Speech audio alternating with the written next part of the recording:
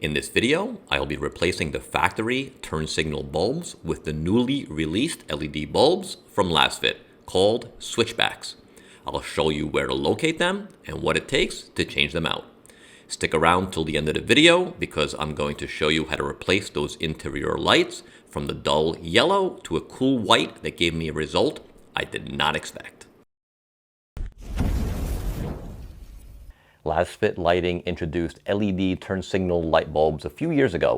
The difference is, these have built-in resistors that are anti-hyperflashing. Previously on the 5th gen 4Runners, up to 2020, those older versions worked great. However, on the 2021s and the newer models, there were some issues with hyperflashing and codes being thrown. This newer version will eliminate that issue. These are the brand new version of the switchback turn signals.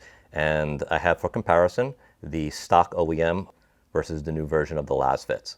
Guys, stick around to the end because we have a little bit of a bonus. Also going to be installing two other sets of bulbs for the map lights and the dome lights. This is the stock amber bulb for the turn signal. And I'm going to turn that on in just a moment, but I want to compare it to new Lasfit LED bulb that's installed on the driver's side. Let's compare the two. With the stock OEM bulb, this is how it looks with the amber bulb. Comparison, these are the Lasfit bulbs. And the reason why they call them switchbacks is they're cool white, and when you turn the blinkers on, they will turn amber. Here's a stock OEM bulb, amber bulb flashing. These are the Lasfit bulbs. They'll turn white when off and then turn amber when blinking. Another advantage of these bulbs are they're quite a bit brighter.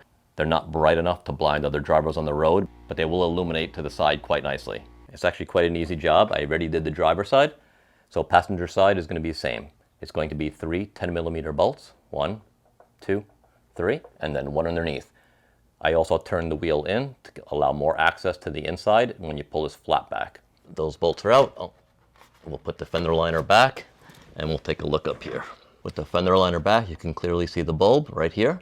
And all you do is twist it counterclockwise or to the left. Comes out very easily, and here is the stock amber bulb. This just pulls right out. A little more difficult with one hand, but here you go. There's your stock amber bulb, and we'll replace it with the Lasfit right now.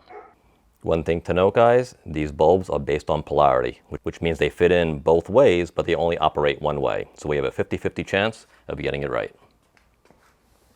There's my socket, and here's the new bulb. So we'll put this in now.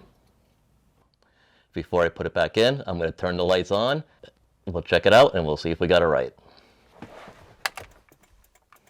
Obviously I put it in wrong, and this is exactly what hyperflashing is. You can hear and see how fast that's blinking, which is not normal. If we go back to the left side, it's the way it's supposed to be on the left. Right side, hyperflash. Left side, normal. Let's go switch that bulb around. All right, I switched it around, everything worked as it should, and we're gonna put it back in. There are actually tabs on the outside of the socket that make it only fit one way. So find the way it goes in.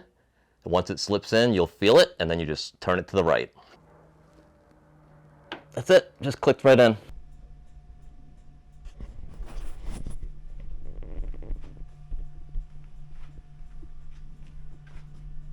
Because as a bonus, we're going to be installing some Lasfit LED lights on the interior. We're going to replace these map lights first, and these can be a little tricky. The easy part actually is getting these covers off. And you're going to use a trim tool like this. Plastic works best. Pry it from the front, stick it in, and down. You can already see it's already starting to come down. Once it comes down a little bit, you just grab it with your finger and pull it out. The last map light cover easily comes out here, and I'll put this to the side. This is actually the tricky part now. The bulbs are right here, however, they are recessed, so they're hard to get out. Now I have a specialty tool. I use this for pulling like spark plug boots or things like that. This little white piece right here will turn the light off. Let's see if that's easy to see. And actually come in. You have to be super careful and do not put your face underneath. I would wear safety glasses because if that light bulb breaks, it's going to go in your eye. So I wrap it around and actually kind of pry it down gently. it's hard to get a good grip and you don't want to over tighten it for fear of breaking the glass. There, kind of just jiggle it a little bit, and there's your bulb.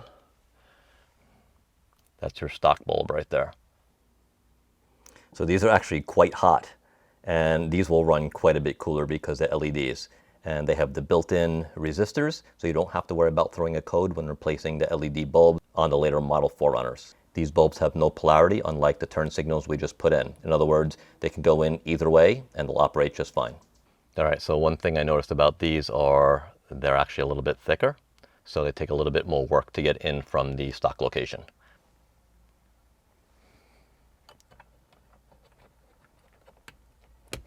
All right, that definitely does take a little work to get in there, but once they're in there, we'll give them a little test. All right, we'll put the covers back on. Dome light's going to be the same process. Get your trim tool, put it in. That's the one side. It's probably gonna fall down. Yep. This is what happens with one hand. So you can see the bulb right there. You can actually just take a little screwdriver and pry this one out.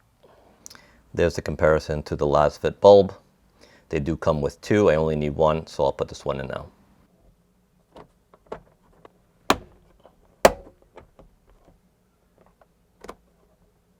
And there you have it, guys. Simple install. All those lights probably take about 30 minutes total. Changing from those yellow to the bright white inside makes a huge difference. I hope you liked the video. If so, please give it a thumbs up. Please consider subscribing to the channel. We have a lot more content coming up. Stick around and I will see you on the next one.